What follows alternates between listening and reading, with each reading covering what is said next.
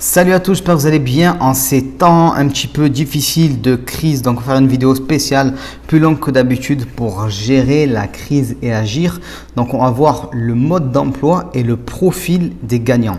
Parce que c'est un gros tabou. On dit toujours dans notre société que c'est une société de win-win. Voilà, tout le monde peut gagner à la fois. C'est pas très vrai en fait. Là, il va y avoir des gagnants et il va y avoir des perdants malheureusement. Donc il faut comprendre une chose, cette notion de win-win, elle est valable en temps de croissance. Quand on a une belle croissance, quand tout va bien, c'est dégueulasse ce que je vais vous dire. Mais sachez qu'il y a des gens qui se gavent et ils se gavent tellement qu'il y a des miettes pour tout le monde. Alors c'est horrible parce qu'il reste des miettes. Si vous êtes intéressé par cette notion un peu folle, allez voir un film qui s'appelle La Plateforme. Il est disponible actuellement sur Netflix. C'est un film gore, un petit peu horrible, avec une plateforme qui descend dans une sorte de prison. Et sur cette plateforme, il y a un gros repas. Et plus ça descend, moins on a à manger. C'est une sorte de métaphore en fait de la société. Donc allez voir ce film, ça va donner des petits éclairages en plus. Voilà, c'est un peu gore quand même, donc c'est peut-être pas pour tout le monde, mais c'est un bon film qui fait un peu le buzz en ce moment et il est cool. Moi, bien sûr, on va pas parler de ce film, mais cette notion de win-win, elle est finie. Il va y avoir des perdants en temps de crise. C'est à ce moment-là en fait qu'on compte les blessés et les morts et les perdants. Alors là, effectivement, il y a cette crise sanitaire, mais il n'y a pas que ça. Donc, ce qu'on va analyser, c'est les étapes de la crise. Il y a 5 étapes. Il faut que vous arriviez à la 5e étape. Sinon, entre guillemets, vous n'allez pas vous en sortir. Vous allez y laisser des plumes. Et on va voir le mode d'emploi, le mode d'action. Voilà ce qu'on peut faire pour pouvoir se sortir de cette crise. Donc, les 5 étapes. Il faut bien comprendre une chose, toute crise passe par ces 5 étapes-là et très souvent les gens restent bloqués dans différents niveaux et étant donné qu'ils sont bloqués, ils ne s'en sortent pas. Donc la première étape, c'est le déni. Donc le déni, c'est non, c'est rien, c'est une petite crise, une petite grippe, ça n'aura pas de conséquences sur mon présent en fait. C'est ça qu'on se dit quand on est dans le déni. On n'y croit pas, voilà, ça existe peut-être, mais il n'y aura pas de conséquences sur mon présent, tout ça. Alors vous allez me dire, Romain, c'est passé ça. Tout le monde sait maintenant qu'il y aura des conséquences. Ben non, je vous explique pourquoi. Ce déni-là, en fait, il existe encore, il est toujours présent parce que la plupart des gens ne se rendent pas compte des conséquences extrêmement graves de la crise. Il y a 5 chocs qui vont se dérouler et on va les voir ensemble tout de suite tout au long de ces étapes de la crise et pareil, l'objectif c'est de vous positionner pour savoir où est-ce que vous en êtes et pour pouvoir agir derrière. Donc le déni, les gens pensent que c'est passé parce qu'en gros il y a 2 mois on était dans le déni par rapport à la crise du coronavirus et maintenant on est tous informés qu'elle existe, mais non, c'est pas vrai. Donc il y a 5 chocs. Le premier choc, c'est le choc sanitaire. Le choc sanitaire, on est encore plein dedans, c'est-à-dire qu'il y a des conséquences sanitaires, des personnes qui sont malades, des personnes qui décèdent de la maladie et des conséquences donc extrêmement graves et qui sont sanitaires, voilà, liées à la santé. Donc on est encore plein dedans. Deuxième choc, choc boursier. Pareil, on est en plein dedans, ça commence à peine, les bourses qui dévissent. Alors là, dernièrement, il y a eu une petite remontée des bourses, mais c'est pour mieux replonger. Parce qu'il y a d'autres crises qui vont se dérouler, d'autres chocs qui vont se dérouler. Troisième choc qui va avoir lieu, c'est le choc immobilier. On ne peut pas y couper.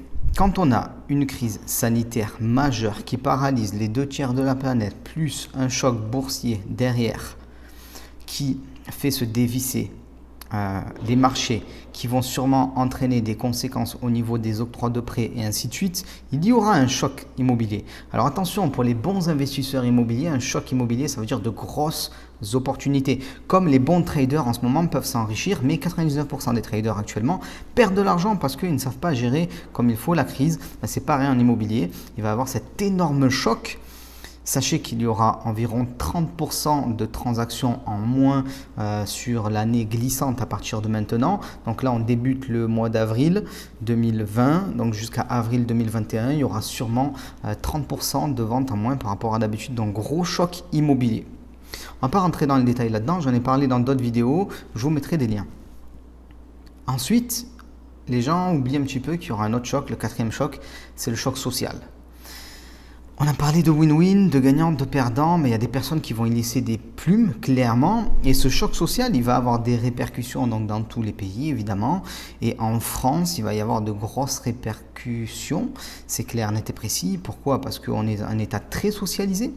Donc, qui dit État très socialisé dit amortisseurs sociaux. Et ça, c'est plutôt cool d'un côté parce que les plus pauvres vont bénéficier de certaines aides. Et ça, c'est cool. Mais qui dit amortisseurs sociaux et choc social dit dépenses massives pour faire en sorte qu'il n'y ait pas de grosses chute généralisée, pour faire court, voilà, au niveau de l'économie et de l'économie des ménages en fait, parce que c'est là que ça va se jouer, hein. Qui est-ce qui va pouvoir continuer à payer son loyer, qui est-ce qui va perdre son travail et ainsi de suite. Donc choc immobilier, choc économique, choc social et un dernier choc, celui-là c'est le plus difficile à prévoir, c'est le choc politique. Ça va laisser de grosses traces politiques ce qui se passe là. Le gouvernement actuel va y laisser des plumes et on aura des changements politiques, des changements vraiment, j'ai envie de dire, en politique pure, c'est-à-dire notre manière d'envisager la société et les hommes politiques qu'on va élire ou les femmes politiques que l'on va élire, donc de grosses conséquences. Donc ce déni-là, qui est la première étape de toute crise, de toute perte, on est encore en plein dedans en fait, voilà. Et c'est même pas un déni en fait pour la plupart des gens, c'est un peu plus que ça, c'est simplement de l'ignorance, parce qu'on peut se rendre compte du choc sanitaire un petit peu, mais des fois les autres chocs on ne se rend pas compte tant qu'il n'y a pas des conséquences sociales et politiques très graves, et donc beaucoup de gens ne se rendent pas compte de ça. Donc vous avez bien compris que ce qui se passe là, ça va toucher énormément de personnes. Donc après ce déni, qu'est-ce qui se passe? Peut-être vous êtes encore dans le déni ou pas, où il y a la deuxième étape, c'est le choc. Tout simplement. Vraiment, vous êtes en état de choc. On l'a tous été. Qu'est-ce qui se passe? Je ne comprends pas ce qui se passe. Que dois-je faire? Voilà, quand on apprend qu'il y a un confinement, qu'est-ce que je dois faire? Je me mets au travail, je me repose. Est-ce que je vais retrouver mon emploi après la crise? Ainsi de suite, le choc. Donc il y a d'autres personnes qui sont dans la poursuite du déni à ce moment-là. Ouais, ça ne va pas durer, pas de souci, voilà. Ok, pourquoi pas? Donc ce choc-là, il faut savoir le gérer. On va avoir les attitudes qu'il faut avoir par rapport à ce choc. Ensuite, il va avoir, peut-être vous êtes dedans, l'espoir. J'ai compris qu'il y a une crise, mais elle va être gérée et ça ne va pas durer longtemps. 15 jours, 1 mois. Alors les 1 mois déjà, ça commence à être dur. 2 mois, 3 mois, ça devrait aller. Donc cette phase d'espoir, elle peut durer un certain temps. La plupart des gens sont dans la phase d'espoir ou dans son côté un petit peu plus sombre, on le verra après, le désespoir, hein, c'est-à-dire il n'y a plus d'espoir, voilà. Mais tous ceux qui pensent que l'avenir sera radieux ont tort, et tous ceux qui pensent que l'avenir sera tout simplement catastrophique ont tort aussi. Vous pouvez choisir en fait de quel côté vous allez être. Est-ce que vous êtes du côté de la catastrophe ou est-ce que vous allez être du côté de l'avenir radieux? Donc du coup on passe à l'étape suivante par rapport à l'espoir, c'est le rejet de la responsabilité sur quelqu'un d'autre. Alors, il y a plein de manières de rejeter la responsabilité. La plus courante, est-ce qu'elle est vraie? Est-ce qu'elle est fausse? Je n'en sais rien. C'est le rejet sur les hommes politiques, donc les personnes qui nous gouvernent en fait. Et il y a sûrement eu des erreurs au niveau de la gestion de la crise, en tout cas c'est ce qui semblerait. Donc c'est sûrement vrai. Mais à un moment ou un autre, on a fait un constat. Voilà, ok, on est au courant, les choses n'ont pas été traitées comme il faut. Qu'est-ce qu'on fait maintenant? Si vous avez un problème et que vous pensez que le gouvernement va régler ce problème, c'est que vous avez 2 problèmes. Voilà. Il faut bien comprendre que le gouvernement va pouvoir sûrement faire des choses au niveau sanitaire et encore, mais l'ampleur est tellement grande que ça ne fonctionnera pas. Comprenez-le. Si vous ne comprenez pas ça, vous êtes dans le rejet de la responsabilité sur autrui et surtout de la responsabilité pour trouver les solutions aux problèmes. Les solutions aux problèmes, c'est vous qui allez les trouver et personne d'autre. L'ampleur est tellement grande que les systèmes sociaux tels qu'ils sont actuellement dimensionnés ne peuvent pas faire le poids. Il faut bien le comprendre, très important. Donc c'est un constat, il faut faire avec. Maintenant, il y a une 5e étape, c'est l'action. Voilà. Est-ce que vous êtes passé à cette 5e étape nécessaire, le passage à l'action? La donne a changé, on n'est plus vraiment dans le même monde, même si on ne se rend pas compte. Beaucoup de choses ont changé, il va falloir mettre en place des moyens de gagner l'argent pour pouvoir passer la crise. Et je vais vous donner le profil précis des personnes qui vont passer en fait cette crise Pas sans encombre, mais beaucoup mieux que les autres. Donc, action à mettre en place dès maintenant, c'est indispensable. Si vous n'êtes pas encore dans cette phase, il va falloir reprendre ces différentes phases-là de cette crise et accélérer le traitement pour aller le plus vite possible dans l'action. Parce que ne croyez pas que ça va passer et que vous allez pouvoir recommencer les choses comme avant dans un mois. Ce n'est pas comme ça que les choses vont se passer. C'est clair, net et précis aujourd'hui. Il y a des risques. Des gros risques, entre guillemets. Moi, j'en vois 3. Le premier risque, c'est de ne rien faire et de se laisser abattre par le pessimisme ambiant. Voilà. Quand on est en crise, il faut être proactif. Vous avez l'impression que tout est à l'arrêt, mais ce n'est pas vrai. Les entrepreneurs, les grosses sociétés, les dirigeants travaillent en coulisses pour passer à l'après-crise. Et les solutions sont en train d'être créées maintenant pour être mises en place d'ici 1 mois, 2 mois, 3 mois, 5 mois, 6 mois, ainsi de suite, selon le déroulement de la crise. Donc, maintenant, tout de suite, les leaders de demain sont en train de travailler en fait sur ce qu'ils vont faire. Et ils s'activent en coulisses. Et quand la reprise va revenir, il y aura tous les suiveurs qui vont commencer à travailler.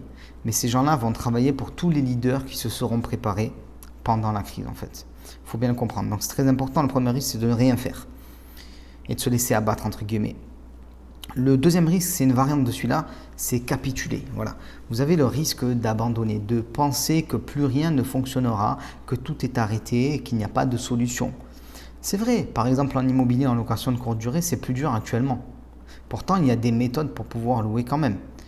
En bourse, c'est plus dur actuellement. Pourtant, il y a des méthodes pour gagner de l'argent. Tout ce qui est business en ligne, j'allais dire c'est plus dur en ce moment. Non, c'est pas vrai. C'est beaucoup plus facile en ce moment parce que les gens sont chez eux et ils ont plus d'attention pour les business qui se passent sur Internet. Donc les gens sont chez eux, ils veulent du réconfort, ils veulent consommer, ils veulent faire des choses. Le seul moyen de faire pour eux, c'est d'être devant leur écran d'ordinateur. Donc si vous avez des offres à proposer sur Internet, vous allez pouvoir vous démarquer. Donc, capituler, penser que plus rien ne va fonctionner, ça ne fonctionnera pas. Et c'est un gros risque parce que beaucoup vont capituler. Et j'ai envie de dire, c'est un peu la sélection naturelle, c'est-à-dire tous ceux qui abandonnent maintenant, mais ils en laisseront plus pour ceux qui vont venir après. Donc, ne faites pas partie de ceux qui abandonnent, mais surtout, ne faites pas partie des gens qui passent à l'action et qui se mettent au contact de ce troisième risque, c'est le risque de faire n'importe quoi. Ça, j'en reparlerai dans une autre vidéo, mais beaucoup de gens se lancent en ce moment, ils font des choses, mais en fait, ils font n'importe quoi, ils prennent pas les choses correctement. D'ailleurs, j'en ai déjà un petit peu parlé en ce qui concerne le business sur Internet. C'est une vidéo assez importante, je vous conseille de la regarder. Donc, il ne faut pas faire n'importe quoi, il faut créer un plan d'action. Avant de vous parler de ces 3 étapes, sachez qu'en description, vous avez un bonus qui vous attend. Ce sont les 8 étapes pour vous lancer sur Internet et gagner votre vie sur Internet. Donc, c'est le plan que j'ai utilisé, moi, pour percer rapidement sur Internet. C'est celui-là que j'ai utilisé et pas un autre. Et c'est celui-là qui m'a permis de réussir sur Internet dans un marché qui était considéré comme étant bouché, difficile, tout ce qu'on veut. Le marché de la formation sur Internet et qui m'a permis de prendre une belle place dans ce marché. Donc, je vous explique comment vous lancer sur Internet dans tous les marchés possible. Mais là, maintenant, tout de suite, en plus de cette formation gratuite qui vous attend juste en dessous, vous avez 3 choses à faire. Première chose à faire, c'est faites le point sur ce qui vous rapporte de l'argent et ce qui ne vous en rapporte plus. Et vous allez vite comprendre qu'est-ce qui doit être écarté et qu'est-ce qui doit être renforcé. Et peut-être que ce qui vous rapporte plus d'argent, c'est votre travail parce que vous êtes au chômage partiel, donc il y en a moins, ou même vous vous dites que votre boîte va peut-être se casser la gueule dans quelques temps. Donc il va falloir faire quelque chose par rapport à ça, c'est indispensable. Peut-être qu'il y a d'autres choses qui vous rapportent un petit peu moins, donc peut-être qu'il est nécessaire de ne pas continuer à trop vous développer dans ce domaine-là et de choisir un nouveau domaine de développement pour avoir un peu plus de ressources financières en fait, parce qu'on en revient là. Toutes les personnes qui ont des stocks financiers à l'heure actuelle, la crise, j'ai pas envie de dire qu'ils la sentent pas passer, mais presque entre guillemets, c'est triste mais c'est comme ça. Deuxième chose, et c'est dans la lignée de ce que je viens de vous dire, vous devez trouver un nouveau mode pour gagner de l'argent maintenant. C'est indispensable. Pourquoi je dis ça? Parce que je sais que 99% des gens n'ont pas de mode qui leur permet de gagner de l'argent en temps de crise comme celle-là. Voilà. Il y a un profil précis de personnes qui vont gagner. Je vais vous en parler dans une autre vidéo. Vous allez comprendre ça. Il faut que vous fassiez partie de ce type de profil. Et le troisième point, c'est que vous devez vous lancer maintenant dans ce nouveau mode d'enrichissement. Là, vous subissez. On est en mode crise. On subit, on ne peut pas sortir, on ne peut pas faire ce qu'on veut. Et c'est maintenant qu'on prépare la suite. Voilà. Je vais être clair. Le marché boursier, c'est pas le moment pour mettre ses sous. Moi, je vous ai annoncé dans une vidéo que j'allais mettre environ 100 000 euros en bourse d'ici peu de temps. C'est pas maintenant. J'attends encore un peu. C'est pas du tout le moment. Il faut attendre le plus bas. On n'y est pas du tout. Voilà. Les seuls qui interviennent sur les marchés maintenant sont des personnes qui connaissent la spéculation correctement et qui ne font pas ce que je fais moi, c'est-à-dire profiter de grandes tendances haussières qui vont arriver. L'immobilier. L'immobilier, il y a beaucoup d'affaires aussi à faire maintenant tout de suite. Mais il y a aussi un gros creux. Parce que quand on est confiné, de toute façon, on ne peut pas aller chez le notaire, on ne peut pas forcément faire les visites, ainsi de suite. Et ce confinement, il semblerait qu'il va durer plus longtemps que prévu. Donc, si vous voulez vous lancer en immobilier maintenant, c'est pour vous former. Vous n'allez pas passer à l'action demain, vous allez passer à l'action après-demain. Mais c'est le meilleur moment pour se former, c'est maintenant. Puisque voilà, c'est comme si vous voulez devenir avocat. Vous faites d'abord vos études et après vous êtes avocat. Et si tu veux devenir investisseur immobilier, d'abord tu apprends et après tu deviens investisseur immobilier. C'est pareil pour le business en ligne. Il faut apprendre ce qu'il faut faire maintenant, mais la différence c'est que tu peux le mettre en place dès maintenant. C'est pour ça que depuis quelque temps je parle plus de business en ligne parce que tout naturellement le business en ligne prend sa place en fait maintenant, tout de suite. Et il va prendre peut-être toute la place parce que l'immobilier est plus dur, parce que le business, la bourse est plus dur et il reste le business en ligne. Tout se passe en ligne maintenant, même les fêtes se passent en ligne. Voilà, les gens font des fêtes en ligne. C'est complètement fou, on n'y aurait pas cru. Faire une fête devant ta caméra et tes potes qui sont connectés avec toi, on n'y aurait pas cru il y a quelques mois encore. Donc les choses vont se passer sur Internet de plus en plus et il faut le comprendre. Donc c'est pour ça que j'ai créé aussi ce plan d'action en 8 étapes, donc que j'ai suivi moi-même pour percer sur Internet. C'est gratuit, c'est 1 heure de formation, c'est juste en dessous en description. Je vous conseille d'aller regarder ça tout de suite. Ça va vous permettre de vous lancer correctement et je vous dis à très vite pour une prochaine vidéo. Ciao tout le monde!